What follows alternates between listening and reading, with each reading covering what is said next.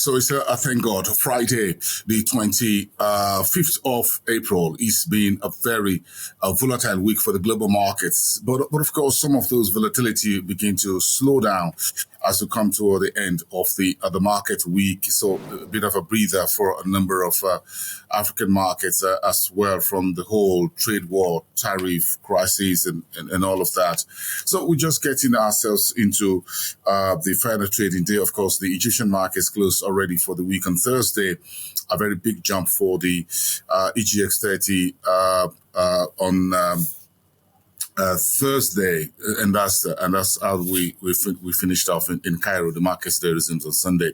The Nigerian market up by 0.75%, led by insurance 4.32%. Consumer goods and industrial goods also jumped when we saw some of the earnings. Some of the biggest cement makers, Boa Cement, as well as Lafarge Africa, the third largest cement maker. The banking sector was down about 0.25% in Lagos, 106,074 on the main index. The BRVM came back strongly, roughly 1% on Thursday, 287.88 on the composite. The Nairobi market was down by, stock market was down just about 3 basis points. In Johannesburg, the GSE crossed the 90,000 back again, 90,552, and that's the numbers are there. The Zimbabwe market was up 0.63%, 193.88. We've got a couple of news around these markets later in the show, and the economy. Gold prices also in the green as well. The rand fell, however, about 1% on the dollar on Thursday. It's early Friday. Let's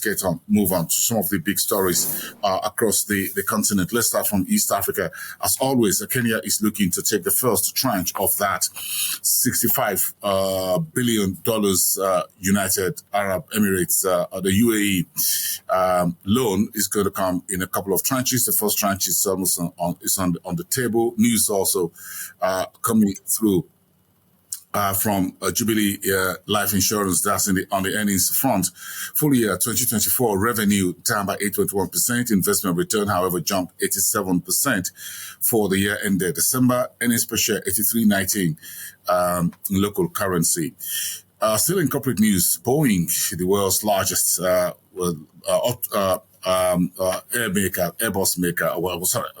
maker. Airbus is his main rival, by the way. Boeing has opened its African headquarters in Ethiopia, the Addis Ababa, the economic and political capital, and that's some good news for the continent. Airtel Uganda, Mogo of Uganda, and Transion Holdings says they are partnering to bridge smartphone access gap in Uganda. The idea is to provide some sort of incentives to allow smartphones purchase by the citizens, folks in Uganda. And Ethiopia's National Bank, that's the central bank, has launched upgraded Ethiopian automated transfer system. And that is part of the reforms that we're seeing in terms of policies and on the technical and operational terms in Ethiopia. And finally, the Islamic Cooperation Development Services granting 50 million euros as a credit facility to the Communautaire d'Afrique in Cameroon. The idea is to support these lenders' funding or support to the private sector growth in the Central African economy. Let's push that to West Africa. Of course, the news came in just after the market closed on Thursday that the NESD over-the-counter, that's the National Association of Securities Dealers, OTC Exchange, says he suspended immediately trading on the shares of City Trust Holdings PLC, which is listed on the OTC market, because the company has been named by the Economic and Financial Crimes Commission on the watch list for allegations on for illegal operations in the markets, and that's it. They've been on the watch list of the EFCC as a red signal, and the NESD has just informed the market and investment community that trading suspension will remain on City Trust Holdings until the company is cleared out of the EFCC's watch list. There's no timeline on that. On the other side of the street, the NGX, Nigerian Exchange Limited, yesterday admitted about 6.5 billion shares of Legend Internet is the first direct listing of a broadband infrastructure provider on the Nigerian market. That brought roughly 11.5 billion naira to the total market value. The stock climbed on the day. Lafarge Africa shares has been up since we started the week. Still in corporate news on the Nigerian market, the shares rally this week because of the strong earnings jump, more than 800% for the first quarter of the year. And Nigeria's Champs Access says they've made a continental debut in Sierra Leone here within the West Coast sub-region. Good news. ECOWAS, however, says it's going to relocate Mali, Niger, and Burkina Faso offices out of the headquarters of ECOWAS because of those three countries. Says they pulled out. Of course, they pulled out of ECOWAS, setting up a new block of their own. So ECOWAS says it's going to relocate their offices out of the ECOWAS headquarters. And finally, in West Africa, Ghana's cashew farmers are appealing to the government to set up a processing factory to beneficiate or provide more value or value additions to cashew before they are exported out of the country in a raw form.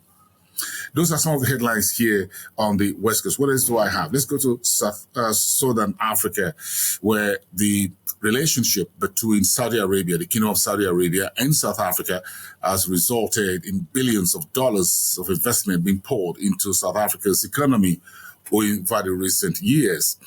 And Namibia's transport minister, however, has blocked a 1 billion Namibian dollars Trans-Namibian locomotive for tender because it has some questionable figures on that.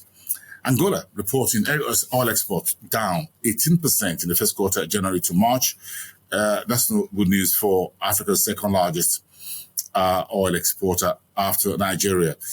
Down in the region, Zambia says may likely pause interest rate because inflation is holding it a little bit steady after things went a little bit wacky over the last few months because of the drought in the country, forcing electricity or energy prices to soar more than 120%, and everyone's grappling with power outages. Now, President Ichilema's administration seems to be getting the hang of that, and inflation is now a little bit under control. Some good news there. And Zimbabwe says it's looking for $2.6 billion, according to Ntuli Nkube, the finance minister, who is in Washington with the rest of his team, speaking to Bloomberg and a few other international media and having meetings with the international creditors on the sidelines of the spring meetings, saying the country needs some billions of dollars in help to help it rejig its $21 billion debt discussion. The FDB is leading the table, the team, as it were, to get Zimbabwe out of its debt morass, which has been since the days of the late President Robert Mugabe. And finally, in the region, VFEX, which is the dollar-based Victoria Falls exchange in Zimbabwe, says it has, and the miners have finalized the first hybrid commodities trading model to have commodities on that exchange. That's in the news there. Let's take it all the way up now to North Africa. Turkey is looking to launch a new oil and gas exploration in Libya. That's some good news. Adib Al-Amar has been appointed the new Chief Executive Officer of the International Islamic Trade Financial Corporation in the country. Congratulations to him. Now, in Morocco, Ati Jariwafa Bank and Kiwi Collective said they're partnering to grow crowdfunding markets in Morocco, while Vodafone and Mahawk Telecom say they have an MOU on the table to boost digital solutions within one of the most advanced economies north of the continent and the entire Africa as a whole. And Morocco is launching dirham 96 billion rail expansion plan. Morocco is getting all that is needed ready to host the 2030 FIFA World Cup, and the rail system being expanded through some of the big cities in the country, and outside that, including perhaps a tunnel across the Mediterranean will come in place before the FIFA World Cup. Morocco is getting ready for that fiesta. And in Libya, Misrata Cement Factory is looking to resume production after 13 years of shutting down operations. And those are the headlines you're taking to the weekend with you. It's a Thank God Friday. Lay back and enjoy it. And let's get back together on Monday to continue from here. This is your Frontier Opening Bell. Bye for now.